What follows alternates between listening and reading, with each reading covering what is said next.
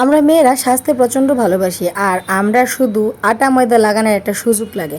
তো আটা ময়দা লাগাইয়া সুন্দর করে সাজিয়ে রেডি হয়ে বাইরে গেছিলাম গা জুম্মা নেশন থেকে জামাইয়ের লোক একটু পূজা দেখতে। আসল কথা আসলে শাড়ি পরে আমি রাস্তা দাঁড়তাম পারি না, তো শাড়ি পরে আর রাস্তা ধারতে গেলে আমার মাত্রা নষ্ট হয়ে জায়গা। তো জুম্মা নেশন থেকে বাইরে আগে ফোন করলাম তাড়াতাড়ি আইও, আর তাইনে জামের মধ্যে আটকে আসলো প্রায় 1 ঘন্টা। তারপরে দুজনে মিলে গেলাম পূজা দেখতে।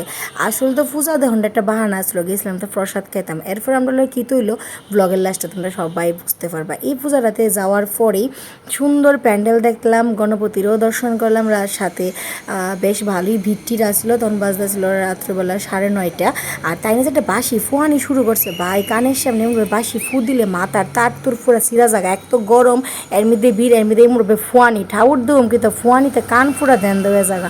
যাই হোক, এরপরে নিজের আর একটু থোবরারি সুন্দর করে লইলাম, এত সুন্দর করে সাজলাম তোমরা না দেখালে কইব। আজকে আমরা কপাল এত খারাপ, গণেশ পূজার কোনোখানেই প্রসাদ পেয়েছি না। জাস্ট ঘরে আইলাম, জুম্মা নেশানে একটু প্রসাদ খাইছিলাম আর ভাবছিলাম বাইরে প্রসাদ খামো।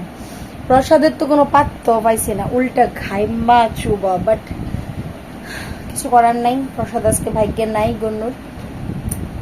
নেক্সট টাইম দেখি পাই কি না। দুজনেই প্রসাদের আশায় গেছিলাম, তারপরে আর প্রসাদ পাইলাম না এই বছর। তো চলো, আজকে এই ছোট্ট ব্লগটা যদি তোমরা ভালো লাগে তাহলে অবশ্যই লাইক এন্ড কমেন্ট করে জানাও। তো আজকে লেগে এখানে টাটা।